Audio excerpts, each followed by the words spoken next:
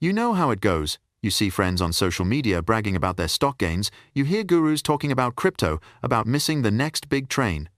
And there's that inner voice whispering, "You're falling behind." So you do what everyone tells you to do. You start investing.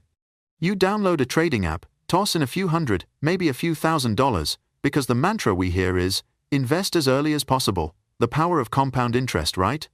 I did exactly that too. And what was the result? I lost, not in a dramatic crash, but in a slow, silent erosion. I started investing while still carrying credit card debt with 22% interest per year, and my emergency fund was practically non-existent. I had no plan, I simply followed what others were doing. The result? The meager profits I made in the market were quickly swallowed up by my debt interest. And every time the market wavered, I panicked because I had no safety net to catch me. Then I realized, the problem isn't what you invest in. The problem is that you skip the more important question. Are you really ready to invest yet? The trap in the advice, invest now, don't wait, is that it's only half true. The other half is missed. Investing is an offensive move, but you can't attack when your base is shaky. We get attracted to the glamour of going on the offensive, picking a stock, watching it go up and feeling that dopamine hit. It feels good, it makes us feel smart. But here's the truth, building real, sustainable wealth isn't like a boxing match where you need a knockout punch. It's more like building a fortress. A fortress designed to withstand any storm life throws at you, and from there, let you confidently expand your territory. In this video, I want to share with you the blueprint for that fortress, the process that completely changed the game for me, turning me from panic reaction to strategic control. It's not complicated. What it demands is discipline. Step 1. Dig the moat and build the walls. This is your emergency fund. Before thinking about anything else, you need to build a wall of cash.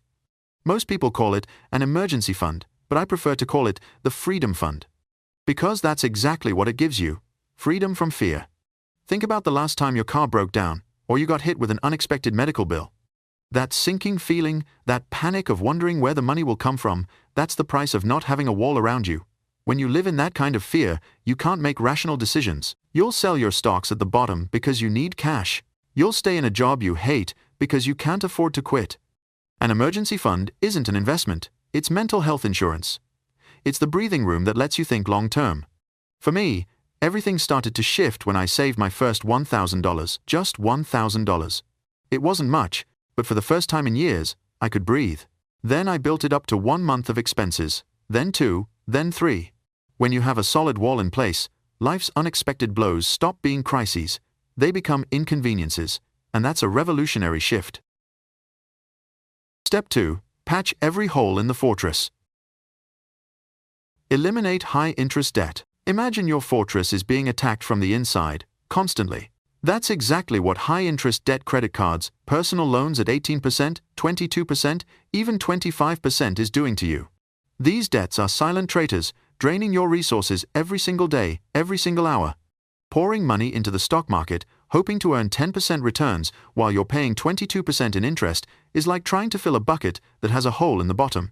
It's pointless. Paying off debt isn't glamorous. But here's how you should see it. Every dollar you use to pay off a debt, charging 22% interest, is effectively giving you a guaranteed 22% return, risk-free, tax-free.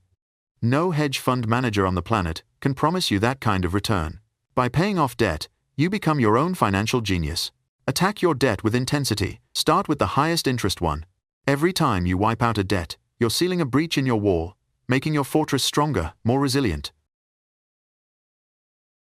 Step 3. Collect your free weapons.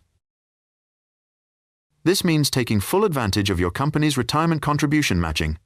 This is a strategic move that far too many people overlook, and honestly, it's almost a financial crime to ignore it.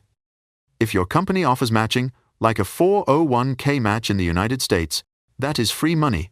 Let me say that again, free money. Here's how it works. You contribute a portion of your paycheck, and your employer matches that contribution up to a certain percentage.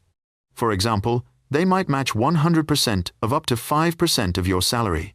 That means if you contribute 5%, they'll give you another 5%. You've just received an instant 100% return before your money even hits the market.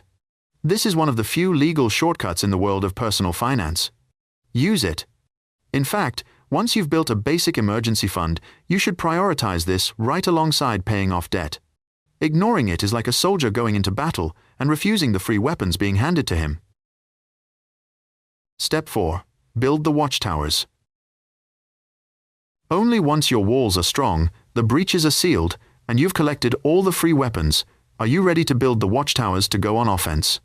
And the most effective offensive strategy for 99% of people isn't trying to become the next Warren Buffett. It's not about reading stock charts, analyzing financial reports, or trying to time the market.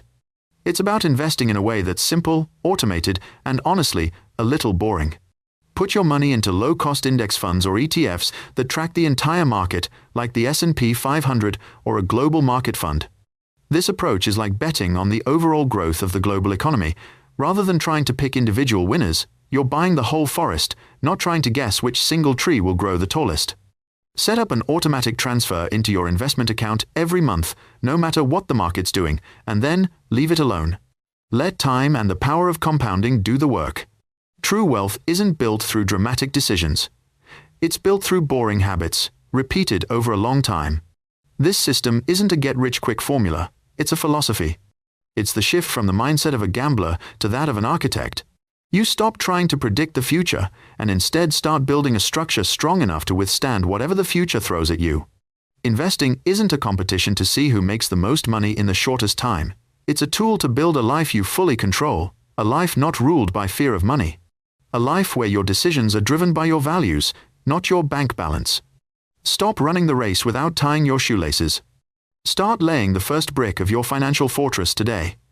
Because financial freedom isn't about hitting a huge number, it's about having a foundation that cannot be shaken. If this video gave you something valuable, make sure to hit like and subscribe. Thanks so much for watching.